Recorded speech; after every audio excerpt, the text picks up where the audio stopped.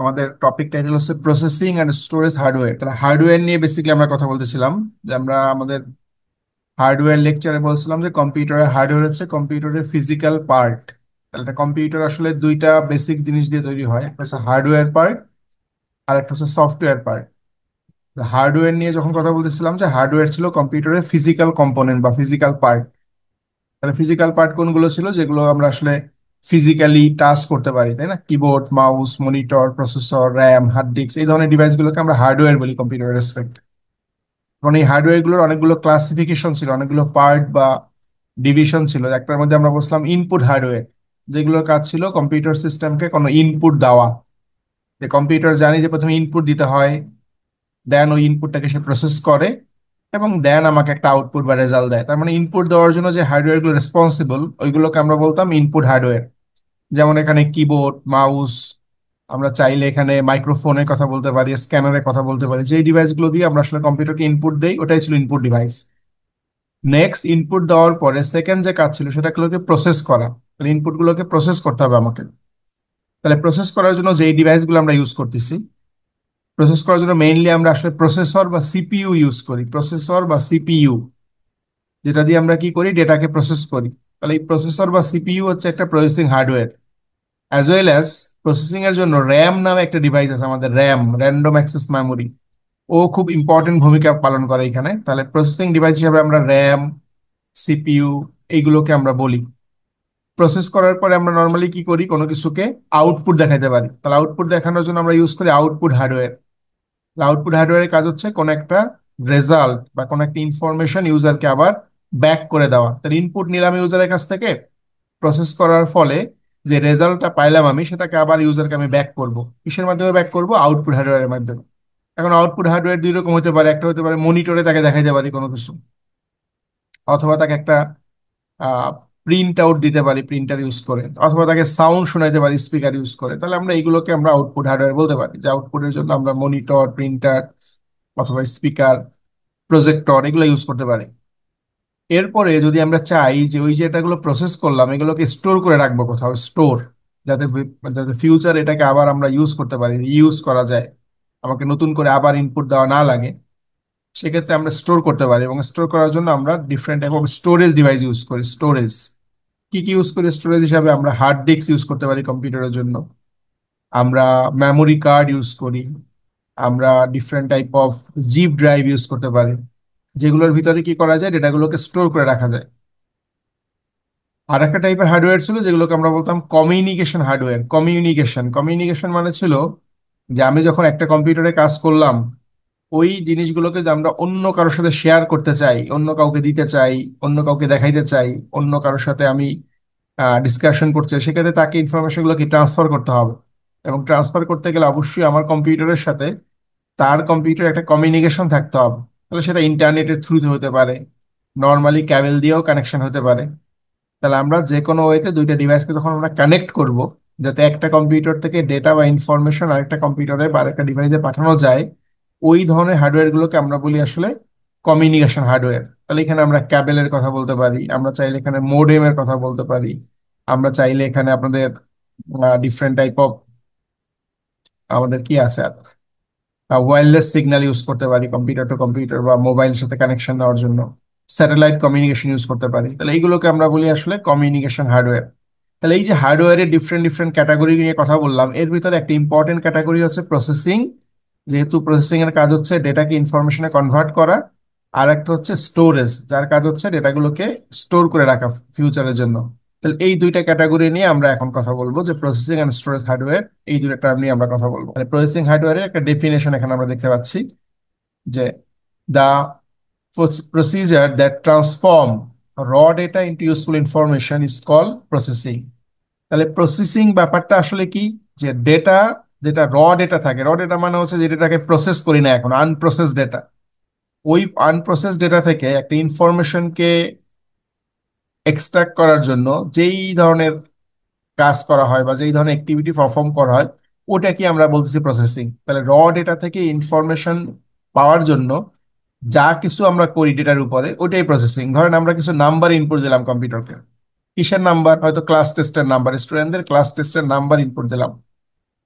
এখন এই ক্লাস টেস্টের নাম্বারগুলো ইনপুট দেওয়ার পর আমি বললাম যে এই নাম্বারগুলোকে তুমি কি করো, যে এই নাম্বারগুলো থেকে তুমি সব থেকে হাইয়েস্ট নাম্বারটাকে বের করো। সব থেকে হাইয়েস্ট নাম্বার, যে সব থেকে বেশি কে নাম্বার পাইলো ক্লাস টেস্টে। তাহলে কি হলো, এই ডাটার উপরে সে কি করলো, একটা সর্টিং প্রসেস অ্যাপ্লাই করলো, সর্টিং করে সব থেকে বড় মার্ক যেটা সেটাকে সে বের করে নিয়ে আসলো। আবার বললাম যে এই মার্কগুলো থেকে অ্যাভারেজ মার্ক কত, মানে গড়ে স্টুডেন্ট কত পাইছে সেটা বের করো। তাহলে এটা মানে কি হচ্ছে, আসলে আমার র ডেটার উপরে আমি কিছু অপারেশন অ্যাপ্লাই করতেছি, কিছু কাজ করতেছি, কাজ করে একটা রেজাল্ট পাচ্ছি আমি। তাহলে এটাকে আমরা বলতে পারি প্রসেসিং। তাহলে নিউমেরিক ডেটার উপর যেমন প্রসেসিং করা যায়, আমরা চাইলে টেক্সট ডেটা অথবা যে কোনো ধরনের ডেটার উপরে এই ধরনের প্রসেসিং করতে পারি। ভিডিওর উপরে প্রসেসিং করা যেতে পারে, অডিওর উপরে করা যেতে পারে, তার মানে যে কোনো ডেটার উপরে আমরা কি করতে পারি, প্রসেসিং করতে পারি। তাহলে প্রসেসিং এর কাজই হচ্ছে র ডেটাকে ইনফরমেশনে কনভার্ট করা। সেকেন্ড প্যারায় আমরা দেখতে পাচ্ছি, the function of processing hardware is to retrieve and execute instruction. তার মানে প্রসেসিং হার্ডওয়্যারের মেইন কাজটা কি, ইনস্ট্রাকশন গুলোকে রিট্রাইভ করা এবং এক্সিকিউট করা। তাহলে ইনস্ট্রাকশন মানে কি, ইনস্ট্রাকশন মানে ছিল সফটওয়্যার। তাহলে আমরা জানি যে কম্পিউটারে হার্ডওয়্যারে যে কাজ করবে, হার্ডওয়্যার কাজ করার জন্য কি সফটওয়্যার ইনস্ট্রাকশন লাগে। তার মানে সফটওয়্যার আমাকে যেভাবে ইনস্ট্রাকশন দিবে আমি ঠিক ওইভাবেই অপারেশন গুলো পারফর্ম করব।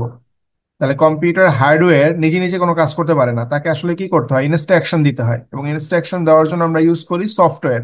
তাহলে সফটওয়্যারের ভিতরে যেভাবে ইনস্ট্রাকশন গুলো বলা আছে ওটা পারফর্ম করেই সে আসলে প্রসেসিং এর কাজটা করবে। তাহলে যখন আমরা দুইটা নাম্বারকে যোগ করব, তাহলে যোগ করার জন্য যে লজিক বলা আছে যে কিভাবে যোগ করতে হবে, সেই লজিক ফলো করেই কিন্তু কম্পিউটার আমাকে যোগ করে দিবে।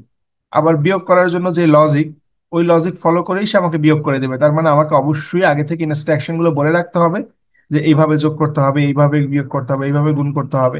দেন ওই ইনস্ট্রাকশন ফলো করে করে সে আমাকে ওই পার্টিকুলার কাজটা করে দিবে। তাহলে প্রসেসিং হার্ডওয়্যারের কাজ হচ্ছে সফটওয়্যারের যে ইনস্ট্রাকশন গুলো আছে এগুলোকে দেখা এবং ওইটা ফলো করে কোন একটা পার্টিকুলার কাজ করে দেওয়া। এখন এরপরে বলা হয়, দেখেন processing May consist of performing calculation. এখন প্রসেসিং কি কি টাইপের হতে পারে, প্রসেসিং হতে পারে আইদার ক্যালকুলেশন করা।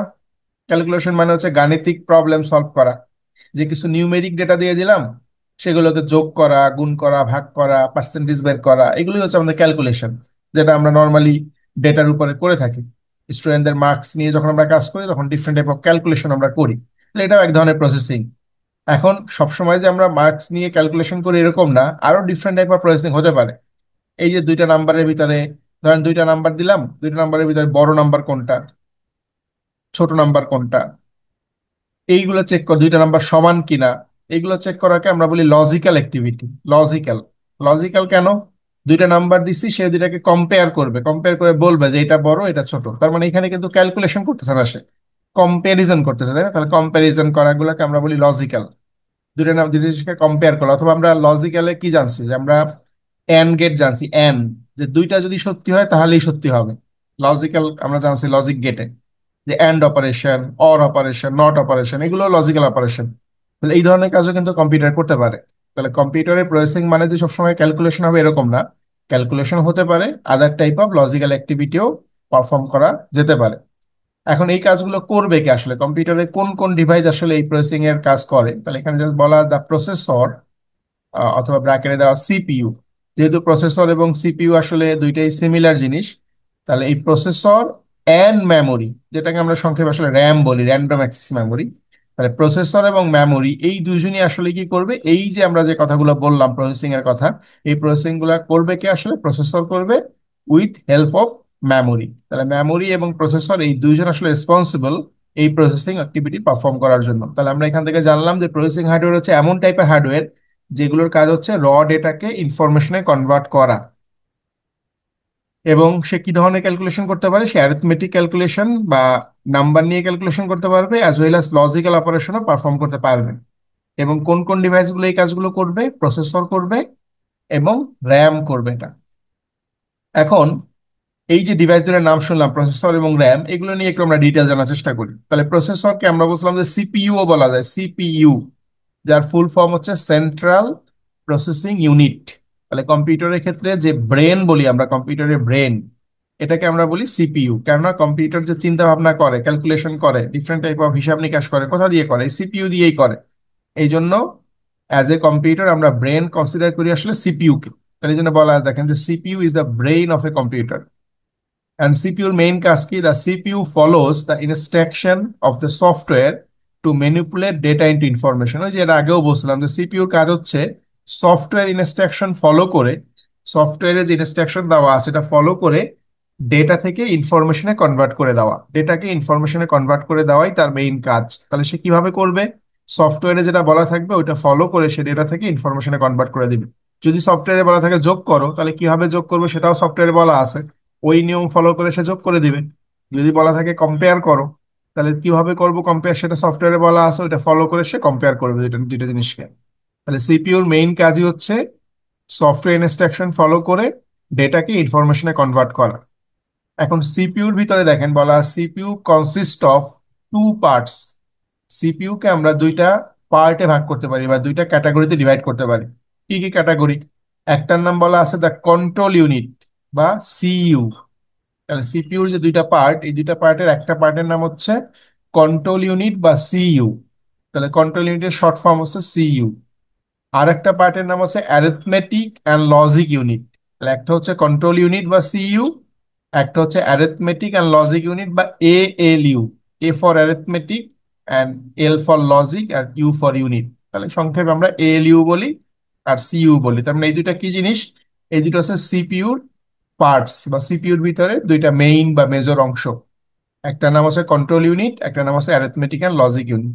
এখন এই যে দুইটা কম্পোনেন্টের কথা বললাম সিইউ এবং এএলইউ, এদের ভিতরে অবশ্যই কি কমিউনিকেশন করতে হয়, ডেটাটা এখান থেকে এখানে আদান প্রদান করতে হয়, এক্সচেঞ্জ করতে হয়। তাহলে এই যে কমিউনিকেশন করার জন্য এই দুটোর ভিতরে একটা কানেকশন আছে অবশ্যই।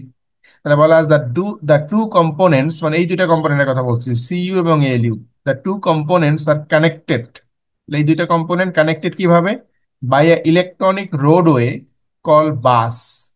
তাহলে আমরা বাসের মাধ্যমে এই দুটাকে কানেক্ট করছি। তাহলে বাস মানে হচ্ছে কম্পিউটার বা এই রেসপেক্টে বাস মানে হচ্ছে ক্যাবেল বা তার, যার ভিতর থেকে সিগন্যাল বা ডেটা ট্রান্সফার হতে পারে। তাহলে কম্পিউটারের এই যে দুটো কম্পোনেন্ট আছে সিইউ এবং এএলইউ, এই দুটার ভিতরে কি আছে? বাসের মাধ্যমে কানেকশন আছে। তাহলে ওই বাসের থ্রুতে সে কি করে? ডিফারেন্ট টাইপ অফ ডেটা বা ইনফরমেশন গুলোকে একে অপরের সাথে কমিউনিকেশন করে।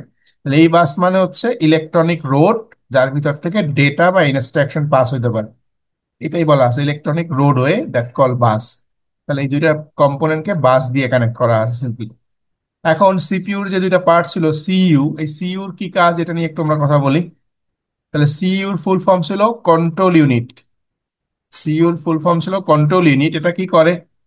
Tells the rest of the computer system how to carry out program instruction. তাহলে এই কন্ট্রোল ইউনিটের কাজ হচ্ছে টোটাল কম্পিউটার সিস্টেমটাকে কন্ট্রোল করা। তাহলে আমাদের ব্রেনে একটা একটা কন্ট্রোল ইউনিট থাকে, যেই ব্রেনে কন্ট্রোল ইউনিটটা কি করে? আমার হাত, আমার চোখ, নাক, ডিফারেন্ট টাইপ অফ অর্গান থেকে যে সিগন্যাল গুলো পাই সেগুলোকে সে কি কন্ট্রোল করে, যে আমি কি দেখতেছি, কি ধরলাম, কি কি মানে কি খেলাম, সবকিছু কিন্তু কন্ট্রোল করতেছে ওই কন্ট্রোল ইউনিট। তাহলে একটা কম্পিউটারে যে কন্ট্রোল ইউনিট থাকে ওর কাজ হচ্ছে rest of the computer system, মানে নিজেকে বাদ দিয়ে বাকি কম্পিউটার সিস্টেমে যা কিছু থাকে সবগুলোকেই সে বলতেছে যে কার কি কাজ। মানে কন্ট্রোল ইউনিটের কাজ হচ্ছে সবাইকে কার কি কাজ সেটা বলে দেওয়া, মানে সবাইকে কন্ট্রোল করা সিম্পলি। তাহলে এখানে বলা আছে it directs the movement of electric signal between main memory and ALU. তাহলে মেইন মেমোরি এবং এএলইউর ভিতরে যে সিগন্যাল গুলো ট্রান্সফার হবে এগুলো কন্ট্রোল করবে কে? সিইউ। তাহলে মেইন মেমোরি কি? মেইন মেমোরি হচ্ছে র্যাম। আর এএলইউ তো আমরা বললাম যে সিপিইউর আরেকটা পার্টের নাম ছিল এএলইউ বা অ্যারিথমেটিক অ্যান্ড লজিক ইউনিট। তাহলে আমরা র্যাম থেকে কোন ডেটাগুলোকে আমরা এএলইউ তে পাঠাবো অথবা এএলইউ থেকে কোন ডাটাগুলো র্যামে যাবে, এই জিনিসগুলো কি হবে? এই সিইউ বলে দিবে। তাহলে সিইউ যেভাবে বলবে, যেভাবে ডিরেকশন দিবে ওইভাবেই আসলে সিগন্যাল গুলো ট্রান্সফার হবে। আরেকটা বলা আছে it also direct the movement of electric signal between main memory and input output devices. তাহলে মেমোরি থেকে কিভাবে ডেটাগুলো এএলইউ তে যাবে সেটাও যেমন সেটা চেক করবে, একইভাবে মেইন মেমোরি থেকে ডেটাগুলো কিভাবে ইনপুট বা আউটপুটে যাবে সেটাও কন্ট্রোল করবে কে? সিইউ। তাহলে সিইউর মেইন কাজই হচ্ছে টোটাল কম্পিউটার সিস্টেমটাকে কন্ট্রোল করা। এটা আমরা যদি মাথায় রাখি তাহলেই হবে। সিপিইউর কাজ হচ্ছে টোটাল বা রেস্ট অফ দ্য কম্পিউটার সিস্টেমকে কন্ট্রোল করা, যে কিভাবে আসলে অপারেশন গুলো পারফর্ম হবে। আর সেকেন্ড পার্ট যেটা ছিল সিইউর মানে সিপিইউর, ওটার নাম ছিল এএলইউ বা অ্যারিথমেটিক অ্যান্ড লজিক ইউনিট। এটা খুব সিম্পল। অ্যারিথমেটিক মানে হচ্ছে গাণিতিক, তাহলে আমরা আমাদের যত সব গাণিতিক প্রবলেম সলভ করি, যোগ করা, বিয়োগ করা, গুণ করা, ভাগ করা, যত ক্যালকুলেশনের কাজ আছে, এগুলো কি বলে? Arithmetic operation. যোগ বিয়োগ গুণ ভাগ যত কিছু আমরা করি, এগুলো বলে অ্যারিথমেটিক অপারেশন। আর লজিক্যাল অপারেশন কোনটা? লজিক্যাল মানে ওই যে লজিক বা যুক্তি দিয়ে যেগুলো হয়, দুইটার মধ্যে বড় কিনা, দুইটা ছোট কিনা, একটা ছাড়া একটা, একটা দুইটা সমান কিনা, দুইটা জিনিস দিলাম, দুইটা কি সমান কিনা, কোনটা কার থেকে বড়, কোনটা কার থেকে ছোট, এইগুলো এই কন্ডিশন সত্যি হয়েছে কিনা, তাহলে এই যেগুলো বলে আমরা লজিক্যাল ইউনিট বা লজিক্যাল অপারেশন। তাহলে একটা কম্পিউটারের যত অ্যারিথমেটিক অপারেশন আছে, যোগ বিয়োগ গুণ ভাগ অথবা যত লজিক্যাল ক্যালকুলেশন আছে, সবগুলোই কে করে? এই এএলইউটা করে। তাহলে এএলইউর কাজ হচ্ছে শুধুমাত্র অ্যারিথমেটিক অপারেশন এবং লজিক্যাল অপারেশন গুলোকে পারফর্ম করা। আর সিইউর কাজ হচ্ছে শুধু ইনস্ট্রাকশন দেওয়া, মানে সব টোটাল সব কম্পিউটার সিস্টেমকে কন্ট্রোল করা। তাহলে একটা কম্পিউটার কত বেশি স্পিডি, একটা কম্পিউটার কত বেশি ফাস্ট, এটা ডিপেন্ড করবে আসলে এএলইউ কত দ্রুত অপারেশন পারফর্ম করতে পারবে তার উপর। এখানে বলা আছে, দেখেন, ALU also control the speed of those operation. তার মানে আমার এএলইউটা যত বেশি স্পিডি হবে, আমার এএলইউ যত বেশি ফাস্ট হবে, আমার কম্পিউটার তত দ্রুত অপারেশনগুলো পারফর্ম করতে পারবে এবং আমার কম্পিউটার তত বেশি ফাস্ট হবে। তাহলে আমার কম্পিউটার কত বেশি ফাস্ট, এটা ডিপেন্ড করবে কি, যে আমার এএলইউ কত দ্রুত কম্পিউটারের এই যে যোগ বিয়োগ ক্যালকুলেশন গুলো করতে পারতেছে। তাহলে যত ফাস্ট করতে পারবে তত ফাস্ট কম্পিউটার আমরা বলতে পারবো। সিপিইউর একটা ছবি দেখি, যে সিপিইউ নিয়ে যে আমরা অনেক কথা বললাম, সিপিইউটা আসলে এই ফর্মে থাকে। এই যে আমরা ছোট ছোট স্কোয়ার পার্টস দেখতে পাচ্ছি, প্লাস্টিকের ছোট্ট পার্টস, এবং এর ভিতরে কিছু মেটাল আছে, এই পার্টস গুলোকে আমরা বলি সিপিইউ। এটা একটা সিপিইউর ছবি। ইন্ডিভিজুয়ালি প্রত্যেকটা একটা সিপিইউ বা সেন্ট্রাল প্রসেসিং ইউনিট। এটা খুবই ছোট্ট একটা পার্টস আমার কম্পিউটার সিস্টেমের, এবং এটাই আসলে খুব মেইন বা ইম্পর্টেন্ট একটা পার্ট, যেটাকে আমরা বলছি ব্রেইন অফ এ কম্পিউটার। তাহলে এটা আসলে থাকে কিভাবে? এই যে আমাদের একটা ছবি দেওয়া আছে বাম সাইডে, দেখেন এখানে একটা মানে বড় একটা বোর্ড আছে নিচের দিকে, এটাকে বলি মাদার বোর্ড। একদম নিচে যে বোর্ডটা আছে, বড় সার্কিট বোর্ড, এটাকে বলি মাদার বোর্ড। এই মাদার বোর্ডের ভিতর একটা পার্টিকুলার স্লট আছে বা জায়গা আছে, এই জায়গাটাকে আমরা বলি প্রসেসর রাখার জায়গা, প্রসেসরের স্লট। এই প্রসেসরটা আমরা কি করি, এই যে স্লটের ভিতরে রাখি। এখন আমরা প্রসেসর কিন্তু দেখতে পাচ্ছি না এখানে, এর উপরে একটা ফ্যান দেখতে পাচ্ছি, যেটাকে আমরা বলি কুলিং ফ্যান। তাহলে এই ফ্যানটা হচ্ছে এই প্রসেসরের উপরে লাগানো থাকে। তাহলে আগে নিচে প্রসেসরটা লাগানো থাকে, এই মাদারবোর্ডের উপরে এখানে প্রসেসর থাকে, এবং প্রসেসরের ঠিক উপরে এই ফ্যানটা বসানো থাকে। তাহলে ফ্যানটা বসানোর উদ্দেশ্য হচ্ছে যে প্রসেসরটা যেহেতু always different type of calculation করতে থাকে, তার মানে এটা অনেক বেশি হিট প্রডিউস করে, অনেক বেশি গরম হয়ে যায়। যেহেতু অনেকক্ষণ কাজ করলে, এটা অলওয়েজ তার কাজ কি, প্রসেস করা, অনেক কাজ করতে হয় তাকে। তাহলে যেহেতু সে অনেক বেশি গরম হয়ে যায়, তাকে আমরা কি করি, ফ্যান দিয়ে অলওয়েজ তাকে কুল করতে, যতক্ষণ কম্পিউটার ওপেন থাকে এই ফ্যানটা, তখন আমরা কি করি, এটাকে কুল করার জন্য ইউজ করি। এই জন্য বলা আছে কুলিং ফ্যান। তাহলে এই কুলিং ফ্যান দিয়ে আমরা প্রসেসরটাকে জাস্ট কি করতেছি, কাভার আপ করে রাখতেছি। তাহলে প্রসেসরের পরে সেকেন্ড টাইপ অফ যেই ডিভাইস, যেটা আমরা প্রসেসিং এর জন্য ইউজ করি, এটাকে আমরা বলি মেমোরি। তাহলে প্রসেসর তো গেল একটা জিনিস, সেকেন্ড হচ্ছে মেমোরি। এখন মেমোরিকে আমরা আবার দুই ক্যাটাগরিতে ভাগ করতে পারি। একটাকে আমরা বলি প্রাইমারি মেমোরি, প্রাইমারি, আর একটাকে বলি আমরা সেকেন্ডারি মেমোরি। অথবা প্রাইমারি মেমোরিকে আমরা ম্যাক্সিমাম ক্ষেত্রে বলি কি, টেম্পোরারি মেমোরি। যদিও সব প্রাইমারি মেমোরি টেম্পোরারি না, আমরা এখন বলবো যে নর্মালি প্রাইমারি মেমোরি এক টাইপের মেমোরি থাকে, আর একটা হচ্ছে সেকেন্ডারি মেমোরি থাকে। এখন প্রাইমারি মেমোরি কোন কোন টাইপের হয় আমরা যদি দেখি, কম্পিউটার রেসপেক্টে বলা আছে there are four types of primary memory. তাহলে একটা কম্পিউটার সিস্টেমে চার ধরনের মেমোরিকে আমরা বলি প্রাইমারি মেমোরি। চার টাইপের মেমোরি। চার টাইপের ভিতরে কি আছে? প্রথমে বলা আছে র্যাম। র্যাম এটা একটা প্রাইমারি মেমোরি, যার ফুল ফর্ম হচ্ছে র্যান্ডম অ্যাক্সেস মেমোরি। যেটা শর্ট ফর্ম দেওয়া আছে র্যাম, ফুল ফর্ম হচ্ছে র্যান্ডম অ্যাক্সেস মেমোরি। সেকেন্ড বলা আছে রম বা read only memory. R for read, O for only, N for M for memory, read only memory. এরপর আছে ক্যাশ নামে একটা মেমোরি, ক্যাশ মেমোরি। আর একটা আছে রেজিস্টার মেমোরি। তাহলে একটা কম্পিউটার সিস্টেমে চার টাইপের প্রাইমারি মেমোরি আছে, কি কি নাম? র্যাম, রম, ক্যাশ এবং রেজিস্টার। এখন দেখেন, এই প্রত্যেকটার সামনে একটা করে এক্সট্রা ওয়ার্ড লেখা আছে ব্র্যাকেটের ভিতরে। এটা দিয়ে আসলে কি মিন করতেছেন? যদি একটা আমরা অবজার্ভ করি, আমরা দেখবো যে র্যামের ক্ষেত্রে লেখা আছে ভোলাটাইল, ক্যাশের ক্ষেত্রেও লেখা আছে ভোলাটাইল, রেজিস্টারের ক্ষেত্রেও লেখা আছে ভোলাটাইল, বাট রমের ক্ষেত্রে বলা আছে নন ভোলাটাইল। তার মানে হচ্ছে এই যে তিনটা মেমোরি, র্যাম, ক্যাশ এবং রেজিস্টার, এই তিনটা এক টাইপের মেমোরি। আর রমটা একটু ডিফারেন্ট টাইপের মেমোরি, যেহেতু এটা নন ভোলাটাইল বলা আছে। তাহলে ভোলাটাইল এই কথার মিনিং হচ্ছে টেম্পোরারি। তাহলে ভোলাটাইল কথার সমর্থক শব্দ হচ্ছে কি টেম্পোরারি। তার মানে এই যে মেমোরি গুলোর কথা বললাম, র্যাম, ক্যাশ এবং রেজিস্টার, এই মেমোরিগুলো আসলে টেম্পোরারি মেমোরি। টেম্পোরারি মেমোরি মানে হচ্ছে এটার ভিতরে কোনো কিছু আমরা পার্মানেন্ট ভাবে স্টোর করতে পারি না।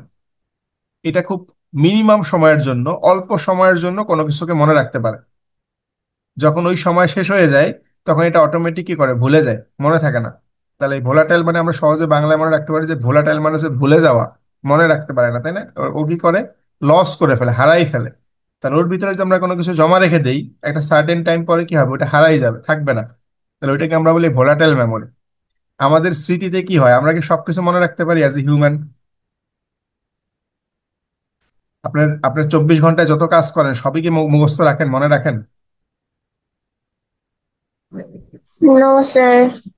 তার মানে আমরা কিন্তু সবকিছু মনে রাখতে পারি না। কিছু জিনিস হয় কি অটোমেটিক আমার ব্রেন থেকে হারাই যায়, আর কিছু জিনিস কি হয় আমার ব্রেনে সেভ হয়। তাহলে সেভ কোনটা হবে এটা ডিপেন্ড করে কার উপরে?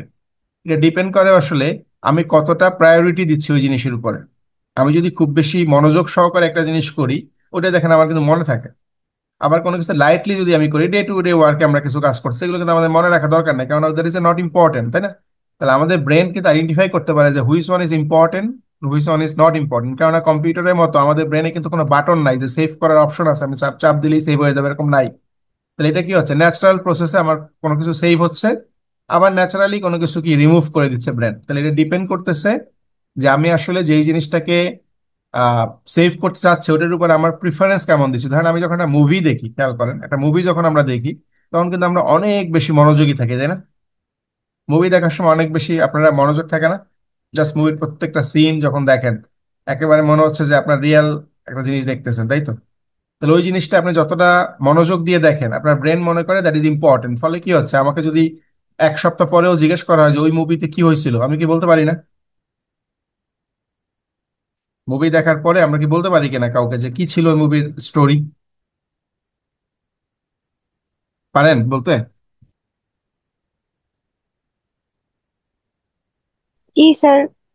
বাট একটা খেয়াল করেন তো, যদি আপনাকে কেউ জিজ্ঞেস করে যে লাস্ট লাস্ট উইকে যে আমাদের ক্লাস হয়েছিল, ক্লাসে কি কি পড়াইছিল, ওটা কি আমাদের মনে থাকে ওইভাবে মুভির মতো? লাস্ট नो উইকে सर। ক্লাসে কি পড়াইছিলাম ওটা কিন্তু আমাদের ওইভাবে মুভির মতো মনে থাকে না। কেন মনে থাকে না? যেহেতু আমরা যখন ওই ক্লাস করছি, ক্লাস করার সময় মুভি দেখার জন্য যতটা মনোযোগ দিছিলাম, যতটা আমাদের অ্যাটেনশন ছিল, ক্লাসে কিন্তু ঠিক অতটা attention আমরা দেই নাই। আমরা কি করছি, লাইটলি নিছি, তাই না? দেখা যাচ্ছে অথবা তাহলে কি হয়েছে, ব্রেন মনে করছে যে না এটা মনে হয় খুব ইম্পর্টেন্ট না, তাহলে এই জন্য সে ওটা ভুলে গেছে। আর মুভিটা যেহেতু অনেক বেশি মনোযোগ দিয়ে দেখছি, সে মনে করছে এটা ইম্পর্টেন্ট, এই জন্য সে সেভ করছে।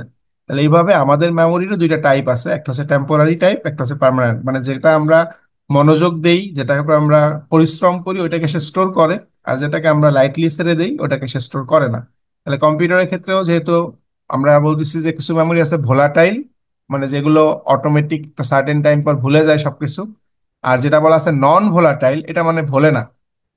তাহলে আমরা প্রাইমারি মেমোরি 4টা টাইপ দেখলাম, এর ভিতরে 3টাই হচ্ছে ভোলাটাইল টাইপের, মানে তিনজনই কি করে, একটা নির্দিষ্ট সময়ের পর এটাগুলোকে ভুলে যায়, হারাই ফেলে। শুধু রম যেটা, এটা ভোলে না। তাহলে এখন এগুলো সম্পর্কে একটু আমরা জানি যেগুলো কিভাবে কাজ করে। প্রথমেই যেটা নিয়ে কথা বলবো সেটা হচ্ছে র্যাম।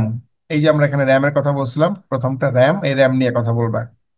তাহলে র্যামের ফুল ফর্মটা বলা আছে র্যান্ডম অ্যাক্সেস মেমোরি বা র্যাম। এখন র্যামকে আমরা অনেকগুলো নামে জানি, আমরা মোবাইলেও জানি, র্যামের কথা শুনছি সবাই। কম্পিউটারে যেমন র্যাম ইউজ হয়, মোবাইলের ক্ষেত্রে কিন্তু র্যাম ইউজ হয়, একই জিনিস। কম্পিউটার এবং মোবাইলের র্যাম একই কাজ করে, একই ধরনের ফাংশন। তাহলে র্যামকে আমরা মাঝে মধ্যে ইন্টারনাল মেমোরি বলি, ইন্টারনাল মেমোরি। অথবা আমরা এটাকে প্রাইমারি স্টোরেজ বলতে পারি, অথবা প্রাইমারি মেমোরি বলতে পারি, অথবা শুধু মেমোরিও বলতে পারি। তাহলে যেটাকে আমরা বলি মেমোরি, ওটাই আসলে র্যাম। তাহলে কম্পিউটারের ক্ষেত্রে মেমোরি মানে হচ্ছে র্যাম, যেখানে আমরা ডেটাগুলোকে কি করতে পারি, প্রসেস করতে পারি। তাহলে র্যাম কিন্তু আসলে কোনো কিছু স্টোর করতে পারে না, র্যামের ভিতরে কোনো কিছু আমি সেভ করে রাখতে পারি না। শুধুমাত্র যখন আমার কম্পিউটার বা মোবাইলটা আমি রান করি তখন শুধুমাত্র র্যামের ভিতরে ডেটাটা থাকে। ধরেন আমি আমার মোবাইলে কি করলাম, একটা গেমস ওপেন করলাম, একটা গেমস অ্যাপস ওপেন করলাম। ওপেন করার সাথে সাথে ওই গেমস অ্যাপের যত ফাইলগুলো আছে এগুলো কিন্তু আমার মেমোরি বা র্যামের ভিতরে চলে আসছে। যখনই আমি গেমসটা অফ করে দিলাম, অথবা আমি আমার মোবাইলটাকে জাস্ট শাট ডাউন করে ফেললাম, সাথে সাথে আমার র্যাম থেকে এই গেমের যত ডেটা ছিল সব হারাই যাবে। দেন আমাকে নতুন করে যে আমি আবার ওই গেমটা খেলতে চাই, তখন আবার এটাকে ওপেন করতে হবে, ওপেন করলে আবার এটা মেমোরিতে চলে আসবে, দেন আমরা ইউজ করতে পারবো। তার মানে র্যাম শুধুমাত্র যখন আমরা এই জিনিসটা ইউজ করি তখনই শুধুমাত্র ডেটাগুলো রাখে। যখন আমরা বন্ধ করে দিই সফটওয়্যারটা বা অ্যাপসটা, অথবা যখন আমাদের কম্পিউটার বা মোবাইলকে অফ করে দেই তখন কি হয়, ওই জিনিসগুলো এখান থেকে মুছে দেয়, হারাই ফেলে। তো এই জন্য আমরা বলছি ভোলাটাইল। তাহলে র্যামের কাজ কি আসলে, যে আমরা দেখেন it has three main task. তাহলে র্যাম যে আমরা ইউজ করি কম্পিউটার বা মোবাইলে, তার ইম্পর্টেন্সটা কি আমরা এই তিনটা কাজ দেখলে একটু বুঝবো। প্রথমেই বলা আছে দেখেন, ইট হোল্ডস ডেটা ফর প্রসেসিং। তাহলে র্যামের প্রথম কাজ হচ্ছে ডেটাগুলোকে হোল্ড করে রাখা প্রসেসিং এর জন্য। এটা মানে কি তাহলে? তাহলে আমরা বলছিলাম যে কম্পিউটারে আমাদের কি আছে, এই যে এটা ধরেন আমাদের কম্পিউটারের, এটা ধরেন আমাদের কম্পিউটারের প্রসেসর বা সিপিইউ লিখি, তাহলে আমাদের বুঝতে সুবিধা হবে। এটা হচ্ছে ধরেন সিপিইউ, এটা হচ্ছে র্যাম, এটা র্যাম, আর দিয়ে বলতেছি এটা র্যাম, এটা সিপিইউ। এই পাশে থাকে আমাদের ইনপুট, আর এই পাশে থাকে আমাদের আউটপুট। এই দিকে থাকে আমার স্টোরেজ। ধরেন এভাবে যদি আমরা ডায়াগ্রাম চিন্তা করি, যে ইনপুট থেকে কোনো ডেটা আমরা প্রথমে দেই এইদিকে, এরপর এটাকে প্রসেস হয়, প্রসেস হওয়ার পর এটা আউটপুটে যায় এইদিকে, এবং আমরা প্রসেস করার পর এখানে স্টোর করতে পারি, অথবা স্টোর থেকে নিয়ে আবারও প্রসেস করা পসিবল। তাহলে এই যে ডায়াগ্রামটা আমরা খেয়াল করি, যে মেইন কাজটা কি বলা আছে, এক নম্বরে ইট হোল্ডস ডেটা ফর প্রসেসিং। তাহলে যখনই আমি কোনো ডেটাকে প্রসেস করতে যাই, ধরেন আমি চাই দুইটা নাম্বারকে যোগ করব, খুব সিম্পল কনসেপ্ট চিন্তা করি, আমি দুইটা নাম্বারকে যোগ করব। এখন কম্পিউটারে যখন আমরা দুইটা নাম্বার যোগ করব, তখন আমার কি লাগে বলেন তো? দুইটা নাম্বার যোগ করার জন্য হয়তো আমার ক্যালকুলেটর ইউজ করতে হবে, কম্পিউটারে ক্যালকুলেটর সফটওয়্যার আছে, অথবা এক্সেল নামে একটা সফটওয়্যার আছে, নাম শুনছেন না, এক্সেল? তাহলে আমি যখন ক্যালকুলেশন করব দুইটা নাম্বার নিয়ে যোগ করা, তখন আইদার আমাকে ক্যালকুলেটর সফটওয়্যারটা ওপেন করতে হবে, অথবা আমার এক্সেল ইউজ করতে হবে, ওপেন করতে হবে। এরকম এক্সেলের মধ্যে আরো সফটওয়্যার আছে যেগুলো দিয়েও ক্যালকুলেশন করা যায়। তাহলে মেইন কথা হচ্ছে ক্যালকুলেশন যদি আমি করতে চাই, তাহলে ক্যালকুলেশন করতে পারে এমন একটা সফটওয়্যার আমার লাগবে কিনা, এটা আগে বলেন।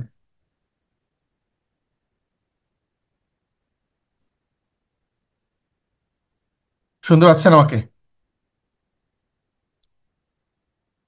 তাহলে ফার্স্ট অফ অল আমার কি করতে হবে, আমাকে, ধরেন আমি এক্সেল দিয়ে করব, দুইটা নাম্বারকে যোগ করব। তাহলে আমার এক্সেলটা আমার কম্পিউটারে আগে থাকা লাগবে কিনা বলেন তো? এক্সেলটাকে আমার কম্পিউটারে আগে ইনস্টল থাকা লাগবে, নাকি না থাকলেও আমরা কাজ করতে পারবো? ইনস্টল থাকতে হবে। আমরা আমরা মোবাইলে যখন কোনো একটা অ্যাপস ইউজ করি, আমাকে ফার্স্ট অফ অল আমার মোবাইলে ওই অ্যাপসটা ইনস্টল থাকতে হয়, দেন আমরা ইউজ করতে পারি, আদারওয়াইজ ইউজ করা যাবে না। তার মানে আমাকে ফার্স্ট অফ অল এক্সেলটাকে ইনস্টল করতে হবে, দেন এক্সেল ইউজ করতে হবে। এখন এক্সেল যখন আমি ইনস্টল করলাম, খেয়াল করেন আমি যখন ইনস্টল করলাম, এটা কোথায় আছে এখন, ইনস্টল করার পর থাকে কোথায় বলেন তো? কম্পিউটারে কোন জায়গায় থাকে এই সফটওয়্যার গুলো যখন ইনস্টল করি আমরা? আপনি একটা এক্সেল সফটওয়্যার ইনস্টল করছেন, অথবা একটা গেমস ইনস্টল করছেন, এগুলো থাকে কোথায় কম্পিউটারে, বলতে পারবেন? কোন জায়গায় জমা হয় ইনস্টল করলে? স্টোরেজে। তাহলে ইনস্টল করার পরে আমাদের যত সফটওয়্যার আছে সবগুলো স্টোরেজে জমা হয়। তাহলে স্টোরেজ মানে হচ্ছে হার্ড ডিস্ক হতে পারে, এসএসডি হতে পারে, তাহলে স্টোরেজে জমা হয়। স্টোরেজে আপনার অনেকগুলো পার্টিশন থাকে, সি ড্রাইভ, ডি ড্রাইভ, অনেকগুলো পোর্শন থাকে। ম্যাক্সিমাম ক্ষেত্রে যেটা হয় সেটা হচ্ছে আমাদের সি ড্রাইভে জমা হয়। তাহলে সি ড্রাইভ আর কিছুই না, একটা স্টোরেজ। তাহলে আমরা বলতে পারি স্টোরেজে জমা হয়, বেসিক্যালি বললেই হবে। তাহলে আমি যখন কোনো একটা সফটওয়্যারকে ইনস্টল করি, এটা আসলে স্টোরেজে জমা হয়, খুব সিম্পল কনসেপ্ট।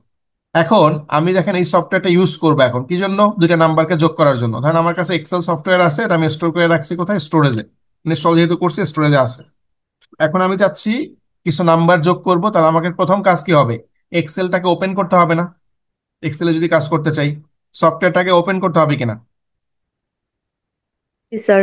তাহলে আমার জি সফটওয়্যারটা, স্যার। আমার সফটওয়্যারটা কিন্তু আসছিল স্টোরেজে, বাট আমি যখনই এটাকে ওপেন করলাম, ওপেন করার জন্য কি করি, এক্সেল লেখার উপর ডাবল ক্লিক করি, অথবা রাইট বাটন বা বাটন ক্লিক করে ওপেন করি। মোবাইলের ক্ষেত্রে কি করি, ট্যাপ করি কোনো একটা সফটওয়্যারের উপরে, তখনই তো ওপেন হয়।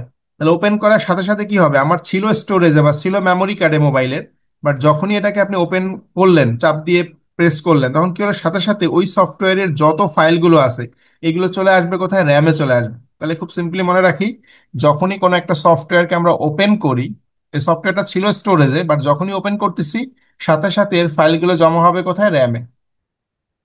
তার মানে সফটওয়্যারটা রান করবে র্যাম থেকে। যদিও সফটওয়্যারটা স্টোর আছে আমাদের স্টোরেজে, বাট স্টোরেজ থেকে সরাসরি আমরা সফটওয়্যার রান করতে পারি না।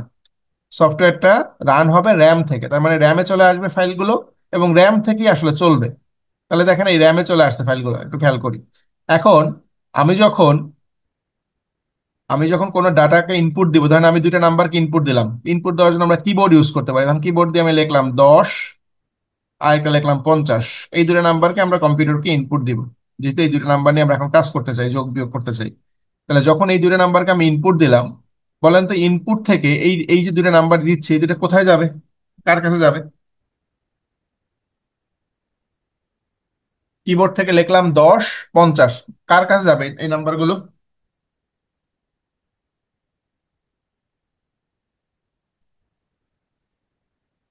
বলতে পারবেন কোথায় যাবে এই নাম্বারগুলো যখন আমরা কিবোর্ড থেকে ইনপুট দেই কোন একটা নাম্বার? কিবোর্ড থেকে যখন স্টোরেজ ডিভাইসে। না, আমরা যখন কিবোর্ড থেকে যখন কোনো কিছু ইনপুট দিব, ইনপুট গুলো যাবে আসলে র্যামের কাছে, র্যামের কাছে যাবে। কারণ কিছুক্ষণ আগেই বলছিলাম যে আমি যে সফটওয়্যারটা নিয়ে কাজ করবো, ওই সফটওয়্যার যখন ওপেন করছি, ওপেন, এটা ওপেন হয়েছে কোথায়? র্যামে ওপেন হয়েছে না? তাহলে আমার এক্সেল ছিল এখানে স্টোরেজে, আমি এটাকে ওপেন করলাম, এখন আছে র্যামে। আমি যখন ইনপুট দিলাম, ইনপুটটাও কিন্তু ওই র্যামের ভিতরেই যাবে। তার মানে ডিরেক্ট আমরা কোনো ইনপুট দিয়ে সরাসরি স্টোরেজে পাঠাতে পারি না, আমরা আগে র্যামে নেই, র্যাম থেকে যদি আমরা সেভ করি দেন স্টোরেজে যাবে, আদারওয়াইজ যাবে না। তাহলে মানে আমি যখন কোনো ইনপুট দিলাম, ইনপুট গুলো যাবে হচ্ছে র্যামে। তাহলে এটাই দেখেন বলা আছে 1 নাম্বার কাজ, বলা আছে it holds data for processing. তাহলে প্রসেসিং করার জন্য ডেটাগুলো তো আমার লাগবে। এখন এই ডেটাগুলো ধরে রাখবে কে? র্যাম ধরে রাখবে। তাহলে র্যামের 1 নাম্বার কাজ হচ্ছে ডেটাগুলোকে স্টোর করা। টেম্পোরারি অবশ্যই, পার্মানেন্ট কিন্তু না। সে ডাটাগুলো কি করলো, এই 10 এবং 50কে র্যামের কাছে রাখলো প্রথমে, টেম্পোরারি রাখলো যে তুমি দুইটা জিনিস রাখো। এরপর 2 নাম্বারে কি বলা আছে, it holds instruction for processing the data. এখন এই যে ডেটা নিলাম 10 এবং 50, এই দুটাকে নিয়ে আমরা কি করব, যোগ করব হয়তো। এখন এই যোগ করার জন্য কিছু রুলস লাগবে যে কিভাবে যোগ করব। তাহলে এই রুলস গুলা কোথায় বলা আছে? এক্সেলে বলা আছে, তাই না? এখন এক্সেলটা কার কাছে থাকে? যখন ওপেন করছেন কোথায় আছে এক্সেলটা? র্যামে আছে না?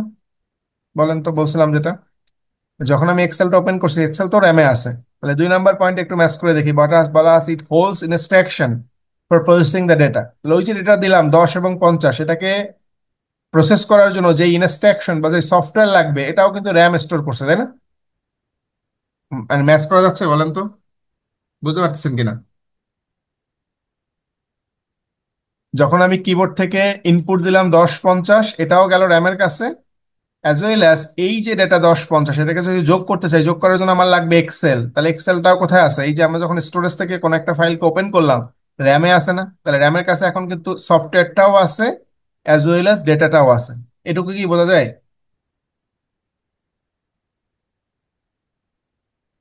বলেন এটা কি বোঝা গেছে কিনা, যে র্যামের কাছে এখন কি আছে? আমার কাছে যে ডেটা ছিল, ওই ডেটাটাও র্যামের কাছে আছে, অ্যাজ ওয়েল অ্যাজ ওই ডেটাকে প্রসেস করার জন্য যে সফটওয়্যার লাগবে, সেই সফটওয়্যারটাও র্যামের কাছে আছে।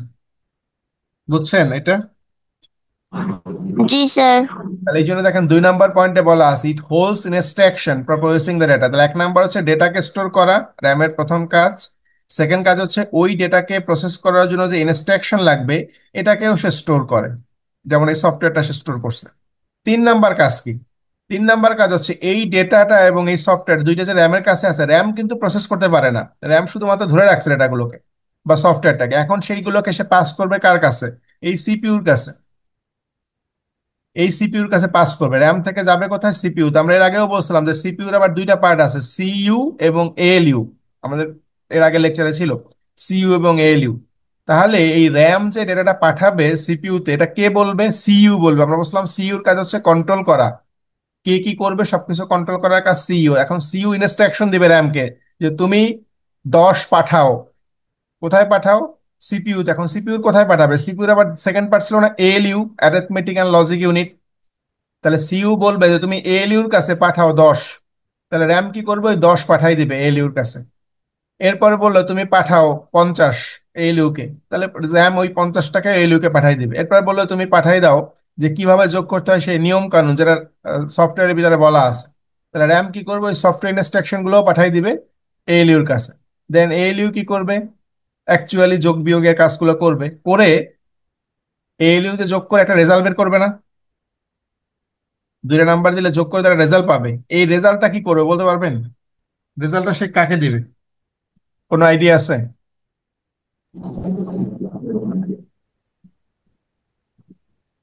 যে রেজাল্টটা পায় র্যাম। এটাকে সে আবার র্যামকে ব্যাক করবে। তাহলে এটাই 3 নাম্বার পয়েন্টে বলা আছে, একটু খেয়াল করেন। পয়েন্ট নাম্বার 3তে বলা আছে it holds data that has been processed, মানে যে ডেটাটা অলরেডি প্রসেস হয়ে গেছে, এটাকে সে কি করবে? আবার র্যামকে দিবে। র্যাম র্যাম কি করবে? ওইটাও হোল্ড করবে। র্যাম তিনটা জিনিস হোল্ড করতেছে, একটা হচ্ছে র ডেটা হোল্ড করতেছে, একটা হচ্ছে ওই ডেটাকে প্রসেস করার জন্য যে সফটওয়্যার লাগবে সেটাকে হোল্ড করতেছে, এবং এই দুইটা ইউজ করে যখন প্রসেস হয়ে যাচ্ছে ডেটাটা সেটাকে হোল্ড করতেছে। তাহলে এই তিনটা কাজ করার জন্যই আসলে র্যামটা ইম্পর্টেন্ট। এই তিনটা কাজ না হলে কিন্তু আমাদের কম্পিউটারে কোনো কাজই করা যাবে না। আমি যত ক্যালকুলেশন কম্পিউটার দিয়ে করি সবগুলোর জন্য এই তিনটা কাজ ইম্পর্টেন্ট। প্রথমে হচ্ছে ডেটা রাখতে হবে কোথাও, ডেটার পরে আমাকে সফটওয়্যার বা ইনস্ট্রাকশন গুলো কোথাও স্টোর করতে হবে, দেন প্রসেস করার পর রেজাল্টটা কোথাও রাখতে হবে। তাহলে এই সবগুলো কাজই সে টেম্পোরারি করতেছে।